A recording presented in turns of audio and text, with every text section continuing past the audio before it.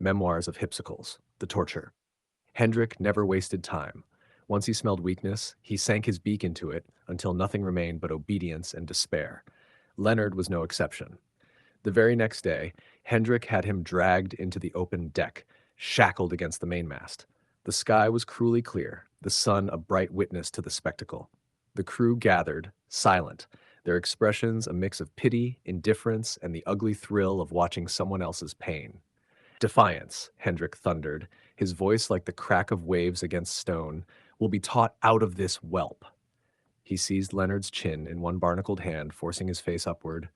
A noble son, that blood is worth less than the bilge beneath our feet, but we'll drain it all the same.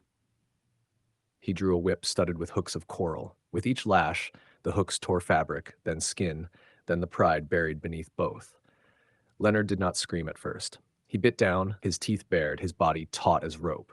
He endured, and in enduring, he enraged Hendrik further. The lashes fell harder, strips of flesh scattered, blood salted the deck. By the seventh blow, Leonard staggered but did not kneel. By the 10th, his knees buckled. At the 12th, he finally gasped. Not from agony, but from the shock of his own body betraying him. I stood among the crew, unmoving. To step forward would mean both our deaths. To do nothing meant watching him bleed, but my venom was already in him, my blood already his sustenance. I felt each lash like a phantom strike upon my own back. My fingers dug into my palms until the nails broke skin. When at last, Hendrik, tired of the sport, he leaned close to Leonard's ear and whispered, low enough that I alone heard, "You'll break, boy. You all break. And when you do, it'll be him you curse."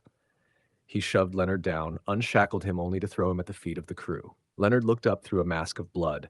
His chest rose, fell, ragged, but his eyes, green, furious, refusing to dim, found mine. He whispered hoarsely, lips cracked, "This is your doing." And God's help me, I wanted to kiss him then. Not to comfort, no, comfort was beyond either of us, but to claim him, even as he cursed me, to seal with salt and blood the bond neither of us had chosen, but both of us would never escape. That night, when the ship quieted and the moon bathed the sea in pale fire, I went to him below deck. I cleaned his wounds with my own hands, my touch trembling despite the steadiness I tried to feign. He did not thank me. He did not look at me. He only said, with his voice like broken glass, "I will not bow. Not to Hendrik. Not to you." I almost smiled. Almost. For even as he spoke, I knew. He already belonged to me.